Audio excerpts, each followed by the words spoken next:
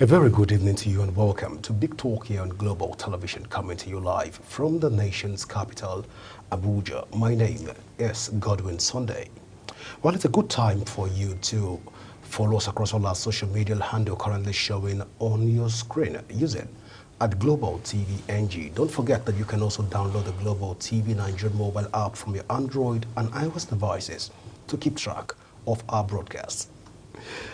For tonight, our first conversation is around 1 week after President Bola Tinubu's visit Benue State. What has been the result so far of the insecurity in the state that dies down, and how can we even measure the level of insecurity in Benue State, where we know that just 24 hours after the president left Benue State, we had Taka that was attacked. Taka local government was attacked again, allegedly attacked by herdsmen, and we had all of that rancor going on. But a lot of people from Benue State will say that there have been a lot of insecurity issues that have not been reported, or even not even covered by media. But how correct is all of this narrative? We'll be looking at all of the issues around President Bola Ahmed Tinubu's visit. After his visit, what's going on in Benue State, and joining me to talk about these issues, Honorable Dr. Silas Victor and Nimari, and he is the APC I know Ward 1 leader of Gbadibo in Benue State. You're welcome to Big Talk. Well, it's so good to have you talk about Benue State so far, knowing fully whether you're coming from Benue State. But looking at Benue State in general, what is the general security level right now, 1 week after President Bola Ahmed Tinubu left the state? Thank you so much, Godwin. It's rather a pathetic situation that we currently face in Benue State. The once very peaceful environment today is clearly inhabitable for everyone. And I can say for free that nothing has changed since Mr. President left. And we're hoping that, having tasked the IGP of police and the CDS, Christopher Musa, we're hoping that maybe there might be a change. But like I said, nothing has changed. 24 hours after the president left, there was an attack in Taka local government, which is the local government of the wife of the SGF. So.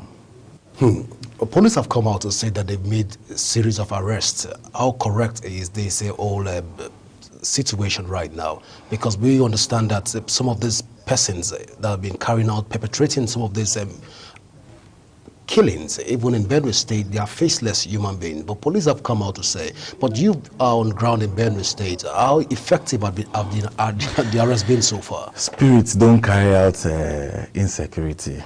Human beings, flesh and blood, carry out insecurity. So it's either there is something that we have not been told, but we don't want to doubt the expertise of the security operatives present in Benue State at the moment, and with the full power of the military. We don't want to doubt what they have to do. If they have made arrests, we are sure that they are going to carry out their various investigations and be able to, of course, parade them for Nigerians to see who they truly are. Because there's been a lot of discrepancy between, these people are not actually the nomadic Fulani headers that we know. And like the governor said, that these are more like hired militias who have been brought into the state to unleash mayhem. And I think I want to go by that narrative. He's very correct. Well, the governor have said a lot of things. He has also said that perhaps this is coming from people that are in Abuja. Of course, he have come out to say this is not headers-farmer clashes. He has said a lot of things, but going by what the governor have said so far and the realities that we have on ground right now, where will you tailor the source of all its insecurity, even in Benue State? Where will you tailor it to? You see, when you take a holistic look at insecurity, it's not just the farmer-header clash, it's also kidnapping, it's also banditry and all. And the governor comes out per time to say, based on the intelligence before him, for any attack. If I tell you that the governor does not know those who come to attack or how they come to attack per attack, I am lying to you. So he's aware, and that is why when he comes out to say, oh, this time around, these are the groups who have come. This time around, these are the people who have done this. This time around, these are those who have done that. And when you put them together, it makes sense. For example, let me give you a very simple example that you would know. You remember, like I told them last weekend when I was in AIT, I said, it's the same politics over and over again. And you look at the time of Jonathan, for example, it was part of the gimmicks that was played. You know, there was so much, the Boko Haram, the hitting and all of that, which toppled the Jonathan's government. I think it's the same pattern that enemies of the state are also trying to use to, you know, unleash mayhem in Benue State. For example, the governor has just won from the courts against some faction of the same party who feel that their own candidates fielded for chairmanship position should be the ones in office at the moment, as against those who were constituted and elected by the people. And you saw the judgment that the first phase of the judgment had some people to one other camp and some to the other camp. But at the end of the day, of course, we know that the law took its full course, and the governor had all his chairmen all returned. And it was after that judgment we see the incessant killing in Benue State. So one, is safe to say that, oh, because they had lost out, they want to also reproduce the state of emergency in Port Harcourt. Because when you look at the whole situation, the moment anything happens, there are those who are quick to come online to say, oh, declare state of emergency, declare state of emergency. So it's clear that there's something behind the scene that we don't see yet, and for the governor to say that, it means there's an iota of truth there, because it was after that judgment that we see the incessant killing in Benue State. This is quite interesting. So if I get you correctly, you are saying that it's possible that this whole conflict is originating even from APC as a house right now. For example, let me give you a simple example. Yes. The former governor of Kaduna State, El-Rufai, Nasir El-Rufai, used to be one of the strong members of the Tinubu regime. Yeah. But today you can see him at the opposition. There is no length to which such kind of person will not go to topple the government. So it's exactly what is being replicated in Benue State. And when the president came, he said, the governor, you're the leader of the party. That's giving him that veto power he needs to function. I say, it is left for you to harmonize every other person together. Imagine a state where the senators, the House of Rep members, about 70% are not with the governor. What do you think would happen? This will have enormous power, has money, and have influence. And so remember that the case of Benue State, like I said, is not just the nomadic headers clash with the communities. No, there's been banditry. There have been kidnapping and maiming of people. So anybody can instigate these things. So yes, I want to go by the narrative of the governor. All right, let's talk in terms of policing in Benue State. There was an excuse given by the Nigerian police that probably the residents of Yewata and also they didn't even reach out to the Nigerian police in terms of sharing, information sharing and all of that. Let's take that to be an allegation from the Nigerian police on the residents of Yewata community and also other part of Benue State, Vandekia, Boko, Ado, and the rest of them. But then there is one particular concern right now, and that is the fact that despite the fact that President Bola Tinubu has visited Benue State, we have not yet seen policing. I don't know, are policing now begin to enter into the rural communities right now? We begin to build police stations even in remote communities in Benue State. Have there been improvements so far in the structure of policing in Benue State? It will shock you that there are police outposts in many villages in Benue State. Shockingly. But you see, the lack of manpower is a problem, and also the will to also execute their duties is another thing. Then when I mean lack of manpower, what strength do they have? You don't go to war with bare hands, okay? So these are some of the issues. And I remember that if you follow clearly, you discover that the Benue State issue also encompasses the fact that the locals also participated in it. And you see, like I said, when the people are hungry, it also gives room for insecurity. Because if the wrong person offers free food, of course they are happy to take it because they are hungry.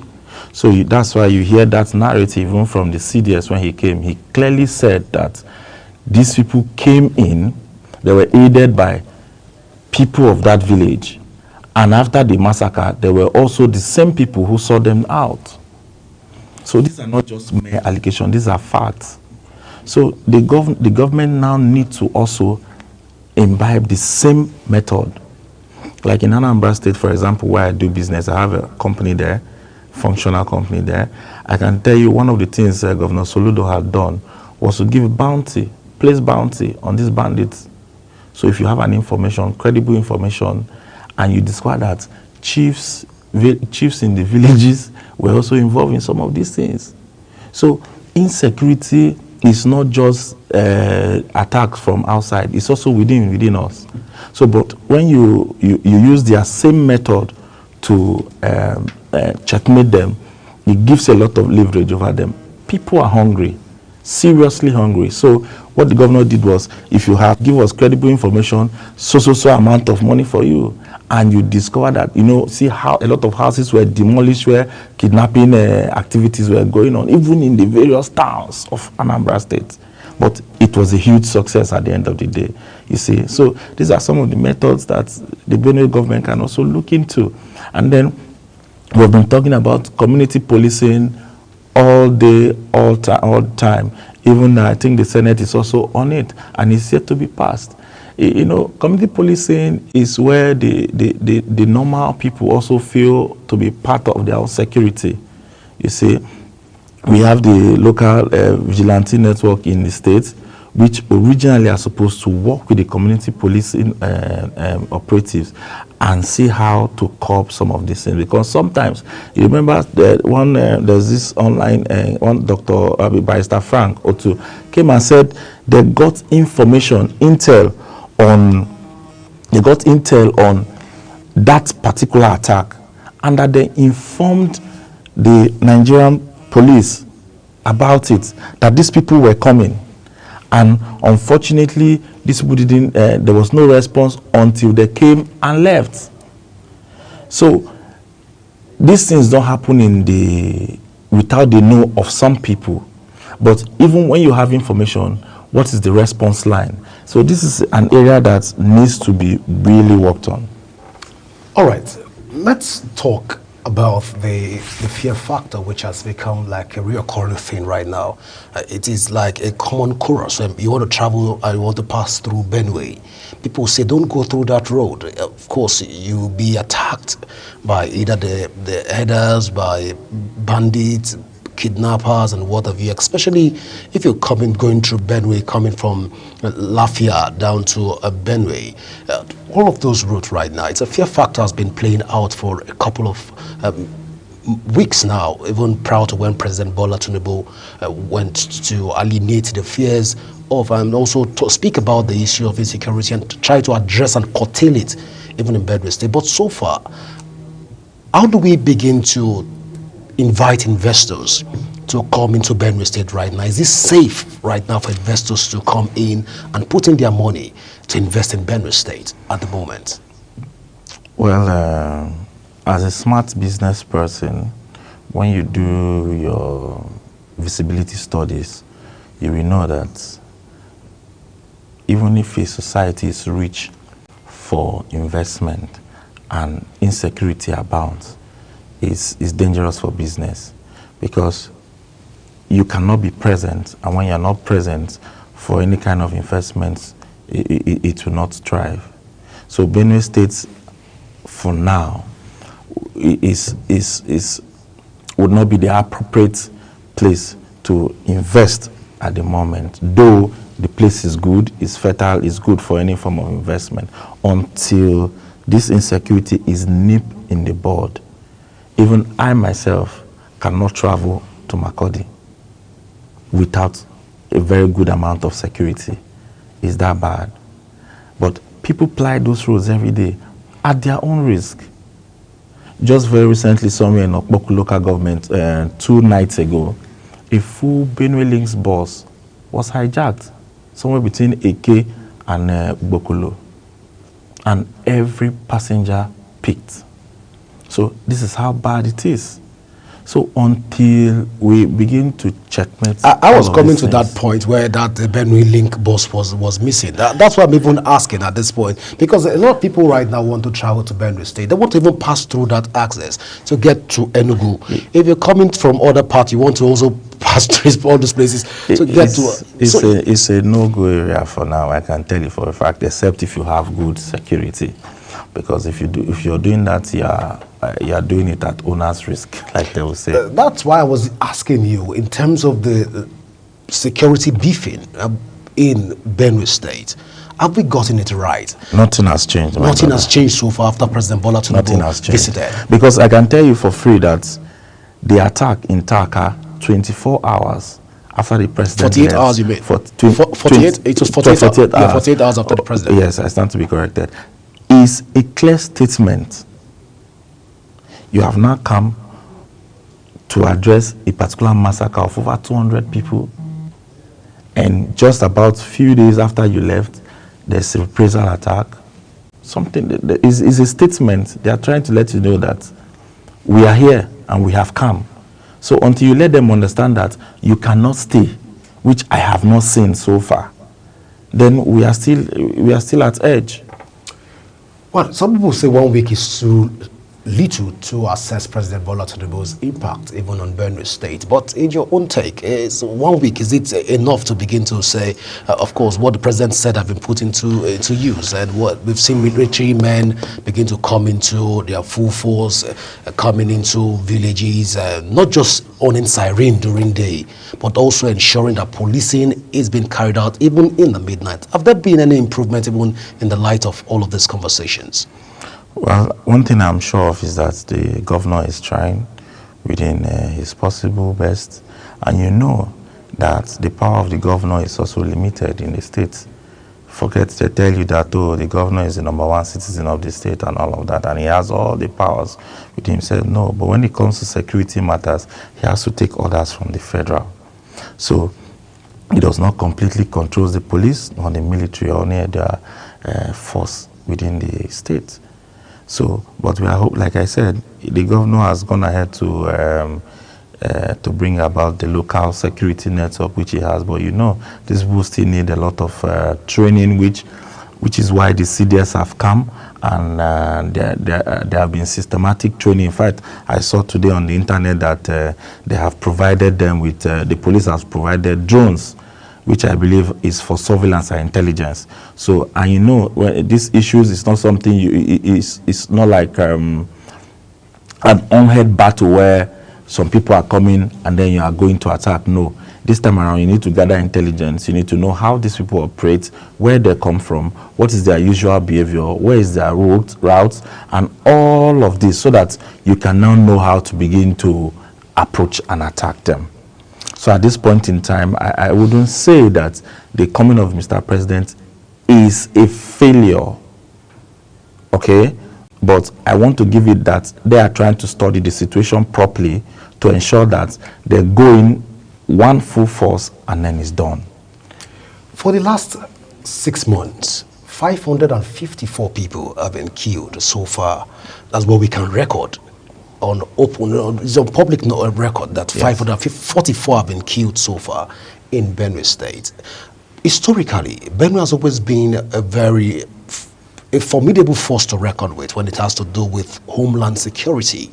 Benues are known to be warriors. They always fight to protect their lands, their farms, and all of this. But then I'm curious.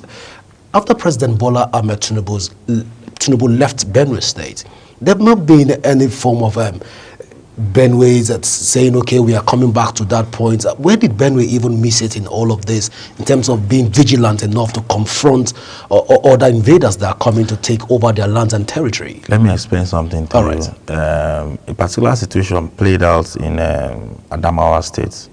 If you remember clearly, a particular farmer was in his farm. He was being attacked, and then he had the right to self-defense, and which of course he did, and he was able to, kill the person involved instead of the person killing him. And then you have it on record that that same person is on death row for defending himself in his own farm. So tell me, that's supposed to send a shockwave to everyone, as to say, does that mean the Constitution, which says that we have rights under the Penal Code of Conduct, that you have the right to defend yourself, so long as it is being perpetuated to you to, take your life, that you have the right to defend yourself. And in the eventuality that there's death, you go scot-free. What is wrong? So people are afraid. They don't even know how to attack. There was a time in Agatu, a long time ago, when this happened, and the Agatu people stood up for themselves. I recall Agatu situation where they stood up. The adult people, they stand up for themselves. So that's why I'm wondering where Benue went to sleep at this point. People are scared, just like I said, with that kind of judgment, that I'm in my farm, somebody comes to attack me, and I defend myself, and now I'm to be killed for defending myself. So the judiciary has a lot to do, because it is this event that reshapes the mind of the people. So that is a major problem. And so the people are finding it difficult to defend themselves, so they have no reason than to cry to the government to come and help them. If they cannot defend, or if they defend themselves and they get killed eventually, what should they do? So the people are in dilemma as well. So I think it has to be, I remember the DSS boss, I've forgotten his name, he came and said openly that he remembers, he recounted the particular situation during the particular regime, where Tafawa Balewa regime, and where that particular local government, I think there's a particular local government named after him, that terrorists were always coming to attack until the people stood up for themselves. Until today, they have it to record that no terrorist or no bandit or no kidnapper has been able to successfully come and carry any attack in that local government. And he said clearly that the people need to stand up for themselves, because what these people understand is, as they attack and there's reprisal or counter-attack, of course, you will not see them recurring or coming back. They run away, because they know that they have been met with something bigger than what they had come with. So, but this time around, like I said, the people are afraid to defend themselves, because they don't know if, of course, they go ahead to defend themselves, anything can happen. Look at the case in Plateau State, where they came, killed, unalived a lot of people, and then the people also attacked their cows, and they are saying it should be investigated. Can you compare lives to cows? So these are the things sending fear to everybody, because you don't know what you will do, and it might result to your own death.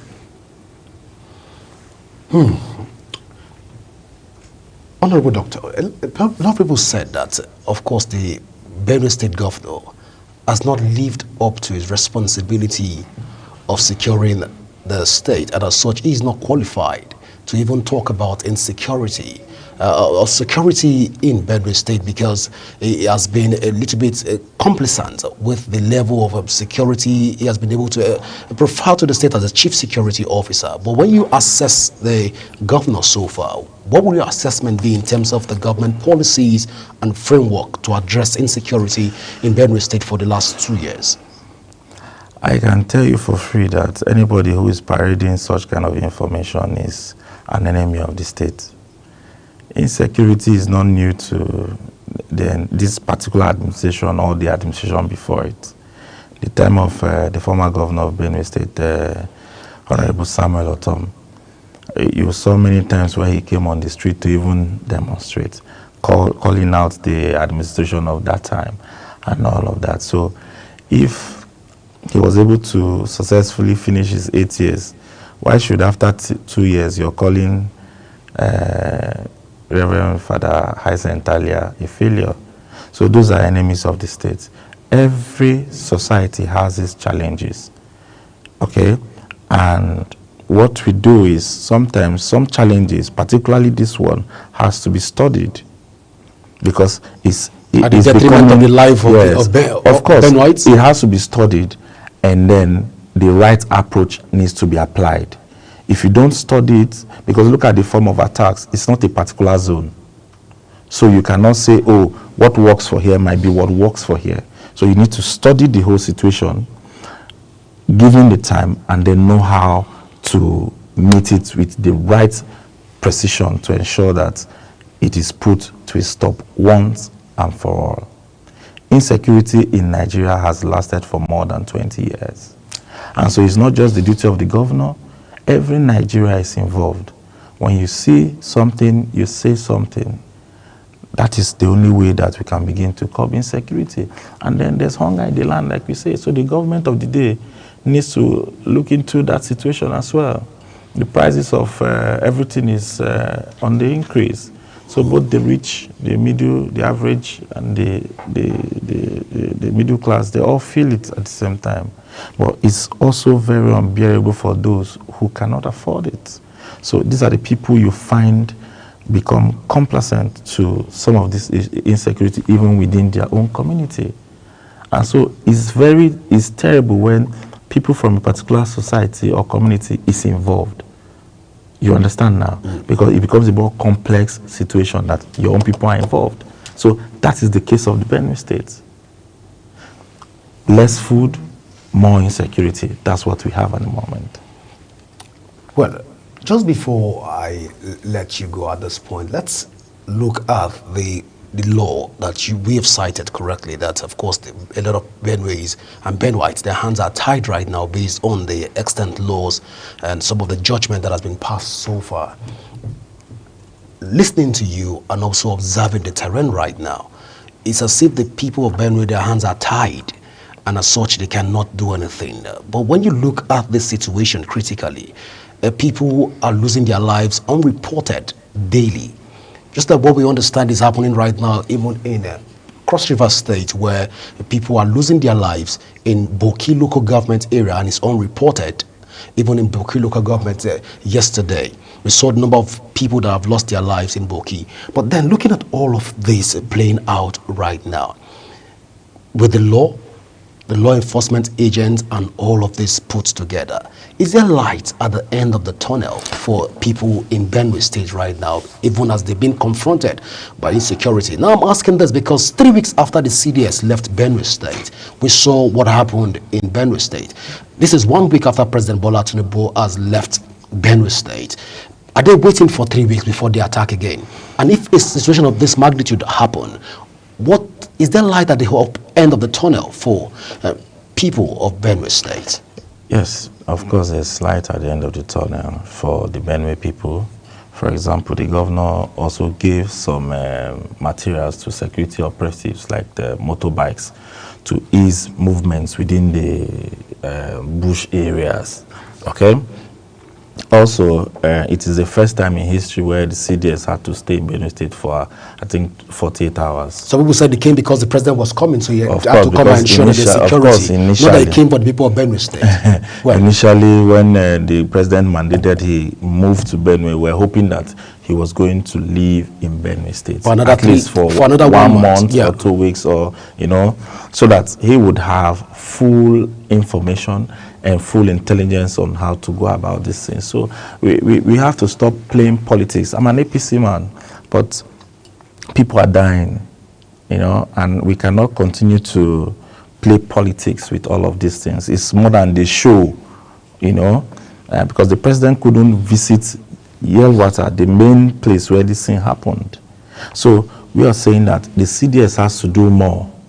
The IGP has to do more. If they don't have to go and stay in Benue State, they should delegate a team that would go there, intelligence team, and rapid response teams that would go to Benue State and begin to tackle this issue, working with the local vigilantes. And I can tell you that the youths in some of the areas, like in Oupa, in Ogbadibo, where I'm from, the youths have mobilized themselves. And they have said, if the government will not help them, they are going to help themselves. They come out, they do it by beats. They come out, mount roads, block, inspect people coming in and going out, and all of that. So that's why when you look at the Ogbadibo area, it's a bit safe at the moment. Okay, I think so. Other communities need to pick from such example. I know I was causing a friend and he said somewhere in Ohimini, local government too, they have also tried, the youths have come out working with the vigilantes, so they take turns at night and they move around, walking throughout the villages and all of that, so which is good. Another thing that needs to be done is the present administration needs to invest heavily in intelligence. We barely do research, security researches in Nigeria, and it's not correct. So these are areas we need to really invest, because Boko Haram, this whole banditry and terrorism is taking so much time, to be curbed, and it is from lack of research. I can tell you for free, because you have to study a problem before you can tackle the problem. So you don't just go into trying to solve the problem without studying the problem. You have to study and analyze the problem. That is what we need at the moment. That's what has to be done at the moment, so that this can be put to a halt. But again, open this whole scenario, okay? You have where a sitting senator is saying that some of the insurgencies in some of these areas, that there have been some military personnel are not left out. Okay, now, for example, he said in Zamfara, he gave example of Zamfara, and he said the gold in Zamfara is being mined by a few elites and then exported out of Nigeria. What's the government doing about that? These people are armed to their tooth, and they are exploiting these natural resources at the detriment of Nigerians. So if these people have these capabilities, you are sure that in every other state, there are people who also have these capabilities to arm people to unleash mayhem. So if security experts will tell you that if insecurity has lasted for a particular number of years without coming to a halt, it means it has support from the system. So until that support base from the system is cut off, like I told you, for example, how can the Constitution say that I have right to self-defense and then I defend myself? I am being put on death row. Well, thank you so much.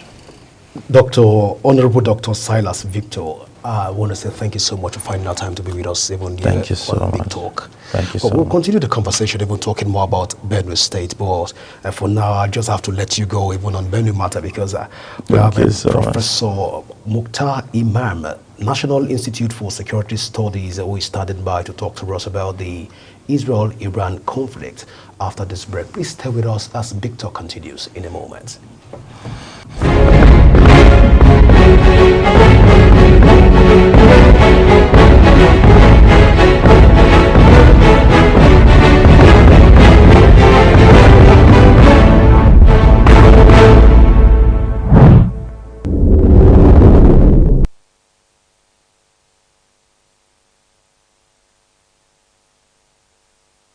Do you know that global television can be watched in Nigeria and all over the world? Download the Global TV Nigerian mobile app for Android and iOS devices to watch global television real-time from around the world. What are you waiting for? Start downloading and stay connected to global television.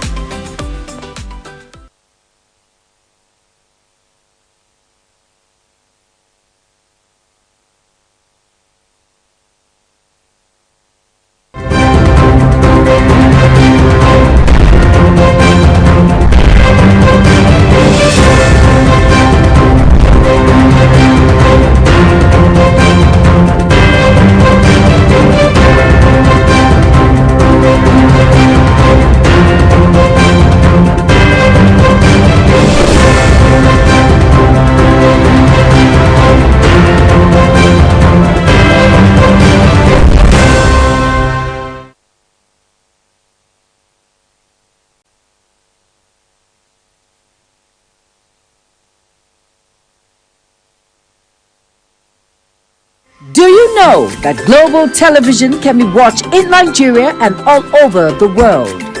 Download the Global TV Nigerian mobile app for Android and iOS devices to watch Global Television real-time from around the world. What are you waiting for? Start downloading and stay connected to Global Television.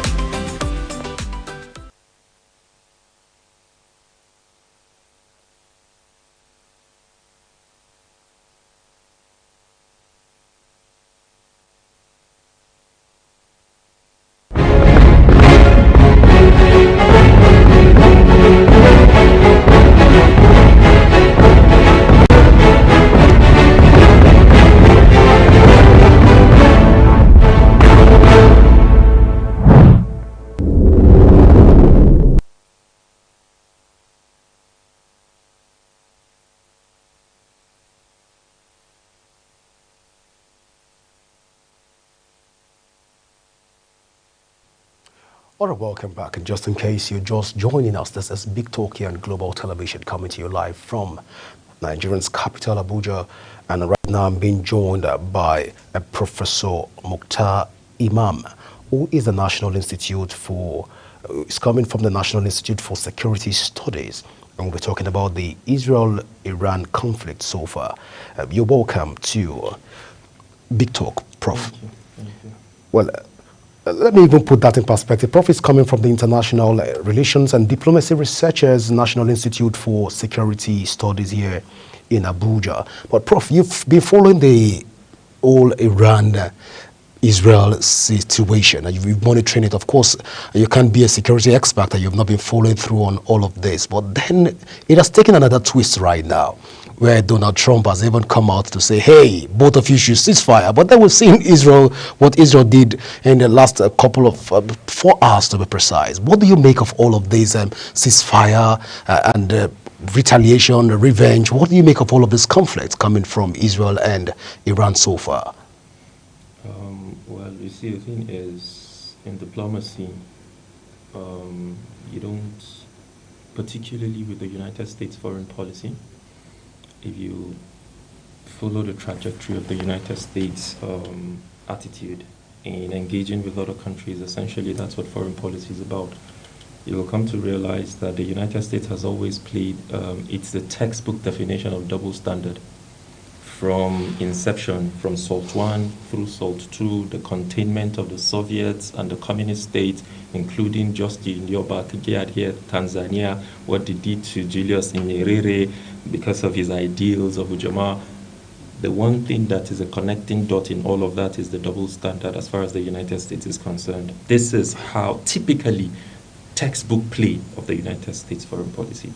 There has never been a ceasefire, not in the West Bank, not in Gaza, not in Lebanon, not in Jordan. I'm talking about the Transjordan Heights, where Israel essentially has annexed after the '67 war. The same is applying in the case of Iran today. There has never been a ceasefire. What we have seen is seize and fire, and that is what we're seeing playing out here. You don't listen to the things the United States says. You watch what they do. Anybody who understands diplomacy understands where I'm coming from. You see, in the room, there's a model called the onion model, where actors have defined their position, interest and needs in the room around the diplomatic bargaining table, right? What is said in that room is not what is meant. So you need to listen. It's diplomacy. The synonym for diplomacy is hypocrisy. What is meant is not what is said around the room, within the room or around the table. So you need to look beyond what has been said. And this is exactly what we're seeing playing out here. The United States kept speaking from both sides of its mouth. Withdraw from the West Bank, withdraw from Gaza, stop the killing. This was what we heard. The rhetoric kept playing out under the former president, Joe Biden. I'm trying to tell you how consistent the United States has been in its hypocrisy and double standard as far as foreign policy is concerned. So where the United States tells, just to complete that, the United States kept saying Israel will withdraw out of the Gaza Strip or the Gaza Strip and all that, yet it kept supplying weapons and ammunition to the state of Israel to drop 20 tons or more of armament, of huge bombs and weapons into Gaza. And this is exactly what we see playing out in the case of Israel against Iran. When Trump tells Israel, ceasefire, he doesn't mean it. Because if he means it, I mean, go into history, you see that the war in 67 ended in 24 hours because the United States meant it. So what we're seeing playing out here is not different from the antics of the United States. And the reality is, it is not good for regional politics. It is not good for world peace, because we're seeing ourselves drifting towards a third world war, more than we have ever been in the history of this world. And it is rather unfortunate. Well, we've seen what Israel have done to Hezbollah. We've seen what Israel has done. We've seen the Hezbollah massacre 3 years ago. We've also followed through to Palestine and other path about Israel. But then when we look at this Iran, they said it's about nukes, but when you look at it critically, in your own assessment of all of this conflict, using, like you've mentioned, the onion layer, look, let's talk about the onion layer of conflict analysis. Is this correct? Am I correct to say that this whole conflict between Iran and Israel is all about nukes? It is not. All Again, right. like the onion layer has said, there are various layers in the conversation. When you peel, what is being said is not what is meant. So the first layer, the second layer, the third layer. So the conversation keeps going on and on. And this is what diplomacy typically is about, particularly with the United States and its double standard approach when it comes to dealing with other countries. The conversation around the Iran possessing nuclear armament is one that has been long-standing. Iran has never denied enriching uranium for energy purposes. And that's the reason why Iran became a signatory to the Nuclear Non-Proliferation Treaty. And Iran is one of those countries that essentially has given itself up. Essentially, by that, what I mean is, has opened itself up to scrutiny of the International Atomic Agency. That's a country that, in my view, is trying to... Which Israel has not opened itself up for all right. Israel is a possessor of nuclear armament. We all know this fact, but it has never subjected itself. India is the same. Pakistan, of course, is the same. And they have never subjected themselves to IAEA. But here we have Iran saying we are opening up ourselves for the purpose of accountability. We want the JC, and that's, as a matter of fact, why the JCPOA was established in the first place, to ensure that the P5+1 countries interrogate the issues relating to nuclear armament or the possession of nuclear armament in Iran. And all of these world leaders, including John Kerry at the time, were involved in interrogating the enrichment of uranium in Iran. And we all saw what the outcome of that was. They went consistently, had this conversation, and the investigations were ongoing. Yet, there was not one single evidence that suggested that Iran had nuclear armament or had enriched uranium to the level where it was threatening world peace, including the current head of defense intelligence or whatever she is.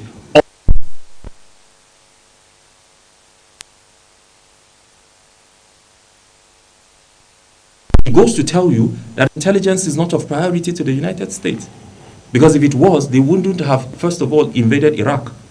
If it was, I doubt they would have invaded Afghanistan. So the same double standard is what we see playing out again and again and again. What is meant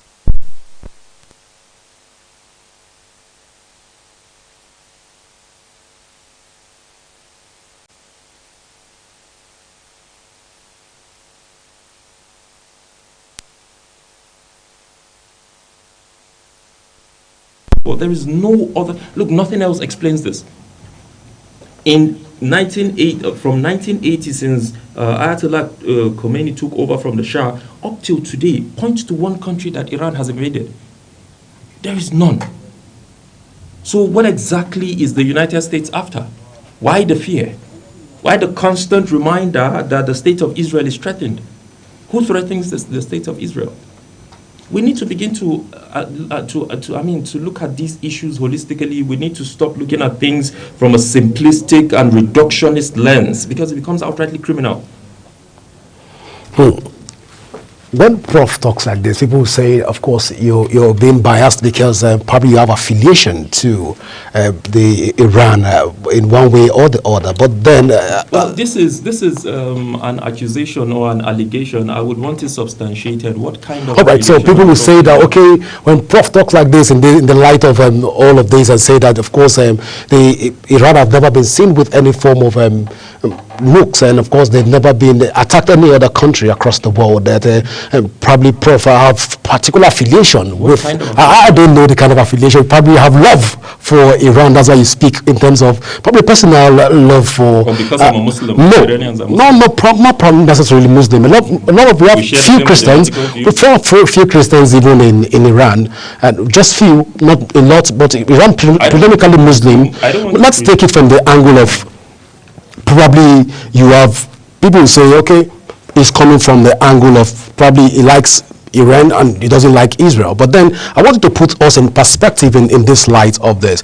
When we go holistic in all of this conversation, are Israel wrong in what they are doing to Iran? Because I don't want to put it like you're coming from a particular perspective. I'm trying to put Is there with my variety viewers. in international politics? Well, let me address your first assumption All right. or allegation or accusation.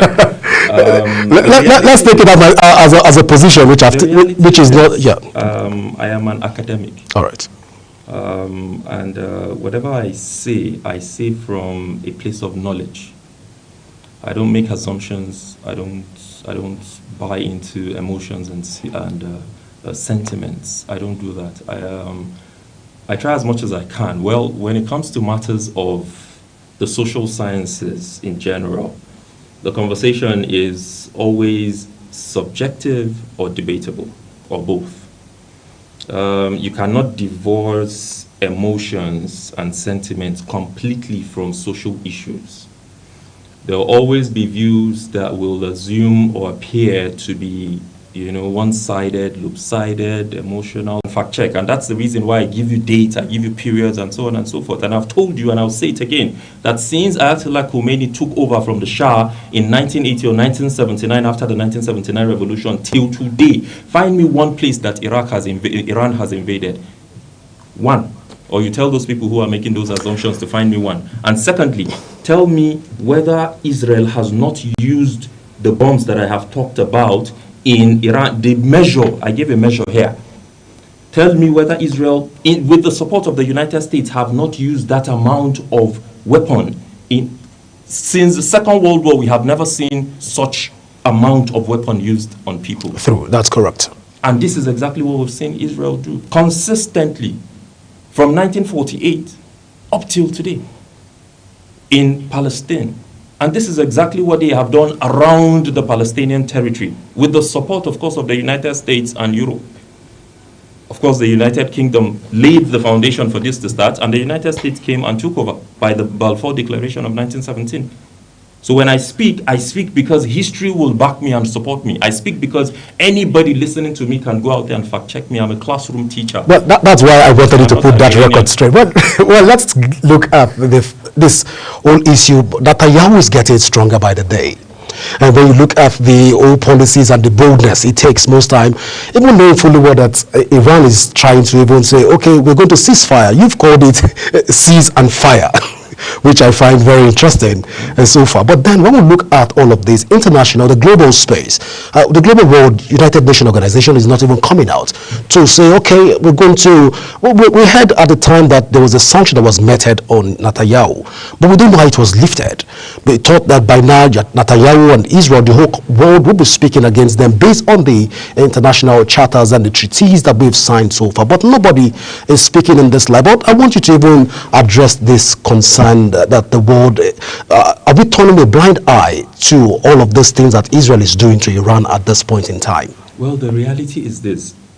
Several resolutions have been reached at the United Nations General Assembly Some petitions have been led by countries such as South Africa, Algeria, etc., etc. And you have seen yourself, like you said, the things that have played out at the United Nations extraordinary sessions with regards to Palestine and the question of Gaza Strip and the continued genocide that we've witnessed there. At the ICJ, we heard the ruling that Netanyahu and his cabinet have been, declared her persona non grata as far as the UN is concerned. Yes. But of course, all of these have been vetoed by the United States. And you have seen, and I'm sure your audience have also watched as well, for those who have been following.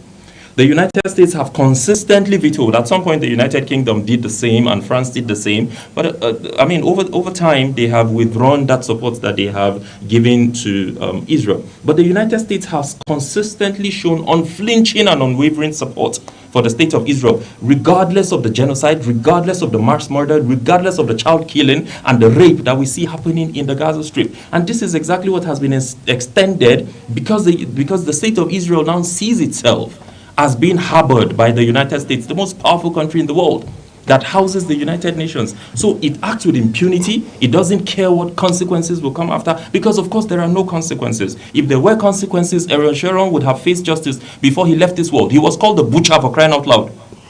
So it goes to tell you that all of these things are being harbored because the international community is silent or complicit, and because the United States has consistently used its power as the world policeman, as the one that controls the international financial oligarchic structure, using the petrodollar to dominate other countries around the world. The United States has consistently proven itself as the bully behind the state of Israel. And by the way, Netanyahu is not getting stronger, he's getting weaker. If he was getting stronger, Trump will not use the word he used. Did you not hear what Trump said? He said, I have told the both of them to stop fighting, and they have refused to. They don't know what the F they're doing. Forgive my French. Yeah. To say, I don't know what the F. You see, the thing is, when people lose their grounds, the cry of a fallen man is to resort to using aggressive words.